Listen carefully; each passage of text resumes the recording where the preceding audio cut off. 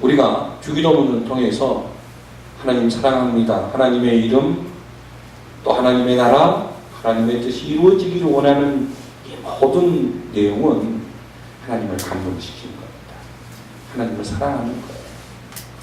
그러기 위해서는 나의 욕심, 나의 환경, 나라고 하는 것을 먼저 내려놓는 작업이 기도에서 필요하다는 겁니다. 주기도문의 핵심적인 내용은 이겁니다. 너를 내려놔라 이거예요. 너를 내려놔. 하나님에게 집중해라. 우리는 기도를 어떻게 생각합니까?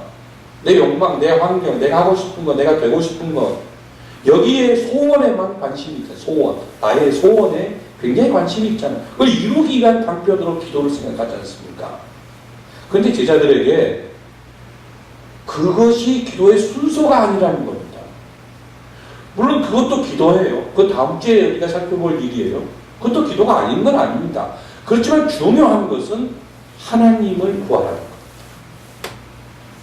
이것이 바로 기도의 첫 번째 정신입니다. 아버지를 채우라 하는 겁니다. 아버지로. 두 번째가, 주기도문의 두 번째가 우리입니다. 우리를 기도해야 한다는 사실입니다. 주기도문의 두 번째는 우리를 기도하라는 겁니다. 자, 기도의 두 번째 개념은 너의 이웃을 네 몸처럼 사랑하라. 이것이 기도의 두 번째 내용입니다. 주기도문은 개인 기도가 아니라 공동체적인 기도잖아요. 그런데 주기도의 기초에서 우리의 개인 기도가 발전되기를 우리 주님은 우리에게 원하고 계신다는 사실입니다. 자, 이 개인 기도가 아니라 우리의 기도라고 하는 사실은 이 지금 주기도문에 보게 되면 우리라고 하는 단어가 무려 9번이나 등장합니다. 우리라고 하는 단어가 9번 등장해요. 그래서 여기 지금 우리에게 날마다 일용할 양식을 주옵시고 이렇게 되어 있습니다만 우리에게 날마다 일용할 우리의 양식을 주옵시고 우리의라는 말이 빠졌습니다. 여기 사실은 우리의라는 말이 여기 들어가야 돼요. 죄를 사하여 주옵시고 죄를 다음에 바로 우리의 죄를 우리에게서 사하여 주옵시고 악에서 우리를 구하옵소서. 그 우리라고 하는 말이 다 들어가 있습니다. 자, 본문에 나와 있는 말씀 3절과 4절 가지고 우리라고 하는 중요성이 뭔가? 왜 예수님은 이렇게 기도하라고 했을까? 이게 신앙의 본질입니다. 이게 하나님을 믿는 사람의 본질이기 때문에 그렇습니다. 자, 일용할 양식을 주시옵고, 그런데 누구에게요? 우리에게입니다. 우리에게. 기도는 우리에게 일용할 양식을 주옵시고예요.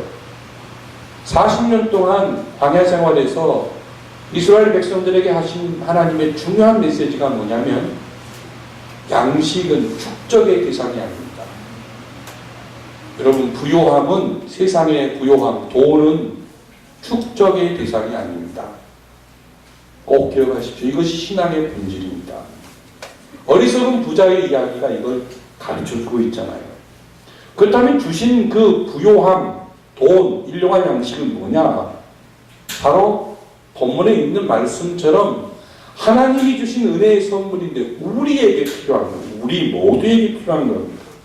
다시 말하면 기도자는 우리라고 하는 세계, 우리라고 하는 세계의 울타리를 책임지는 사람이 되라는 겁니다. 그러니 새벽기도 백날 한들, 철학기도 백날 한들 우리라고 하는 공동체에 책임의식이 없는 사람이 믿음이 있나요?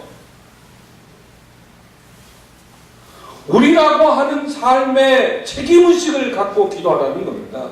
이게 중요한 거예요. 우리라고 하는 공동체, 우리에게 일용할 양식을 주옵시고요. 우리에게. 제가 강하게 얘기해서 죄송합니다. 용서하십시오. 우리에게 일용할 양식을 주옵시고요. 우리에게. 부자와 거지 나사라의 비유를 아시잖아요. 앨번 토플러의 책에 보면 전 세계 인구의 절반에 가까운 사람들이 하루에 $2 미만의 생활을 하고 있습니다. 지금도 전 세계를 여행하는 많은 여행가들이 말하기를 완달라 하는 거지들이 많다는 겁니다. 어떤 사람은 하루에도 먹을 것이 너무 많아서 몇 점 먹고 다 쓰레기통에 버리는 그런 현실인데, 어떤 사람은 밥 한 토를 먹지 못하여 뼈밖에 남지 못한 앙상한 자식을 보며 굶어 죽어가는 자식을 그냥 구덩이에 파묻는 그 장면, 유니세프의 구호단체의 그 사진을 통해 보신 분들 많을 겁니다. 일본에 250명의 아기가 지구상에 태어나는데 그 중에서 197명이 제3세계에서 태어납니다. 우리 한국은 정말 살기 좋은 나라고, 우리 한국은 정말 축복의 나라입니다. 먹을 것이 풍부한 나라입니다. 밥을 축적의 대상으로 여기며 사는 인간의 탐욕, 여기에 대한 저항이 우리에게 일용할 양식을 주시옵고 해요. 우리에게 일용할 양식을 주시옵고. 전라도에서 그 공부를 했던 오영석이라고 하는 학생이 있었습니다. 공부를 참 잘했는데 중학교 시험을 보는데 중학교에 갈 학비가 없습니다. 광주 중학교에 우수한 성적으로 합격을 했는데 등록금이 없어서 학교를 갈 수 없어요. 그래서 오영석이라고 하는 학생이 하나님 앞에 기가 막힌 편지를 썼습니다. 그리고 편지를 써서 우체통에 집어넣었어요. 편지 내용이 이래요. 하나님 아버지 전상서, 하나님 아버지, 오영석이를 예수 믿게 하여 주시고 하나님의 아들을 삼아주시면 감사합니다. 이번 광주중학교 입학시험에 합격해 주신 것을 감사합니다. 그러나 저의 가정이 너무나 가난해서 등록금을 낼 수가 없습니다. 천지 만물을 지으신 하나님 아버지, 저를 도와주셔서 등록금을 주시고 학교를 잘 다니게 해주시면 다음에 반드시 제가 갚아드리겠습니다. 하나님 아버지 아들 오영석 드림 하고 편지를 써서 이 초등학생, 오늘날로 하는 6학년이죠. 이 아이가 우체통에 집어넣었어요. 기가 막힌 편지죠. 우체국에서 그걸 받았습니다. 보니까 수신자가 하늘에 계신 하나님 아버지인데 주소가 없어요. 그러다 우체국 3명이 고민했습니다. 2명이 교회를 안 다녀요. 야, 그거 하늘에 계신 하나님이라니까 찢어서 하늘로 날려버려. 어차피 하늘에서 하나님 보시겠지. 우체국 2명이 그랬습니다. 그때 신앙 좋은 한 우체부가 하는 말이, 이건 무슨 사연이 있어.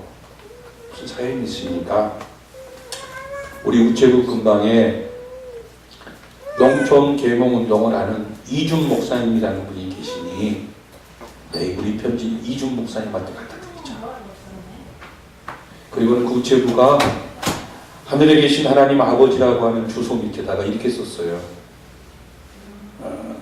하늘에 계신 하나님 아버지, 지국장 이준 목사님.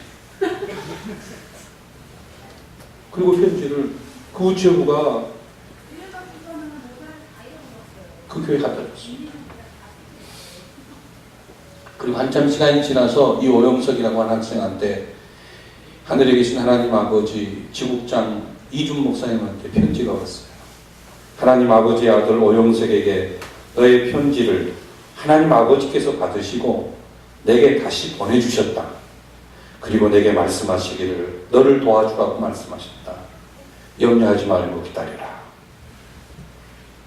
그리고 며칠이 지나서 이준 목사님이 오영석이를 데리고 광주중학교에 입학을 시켜줬습니다.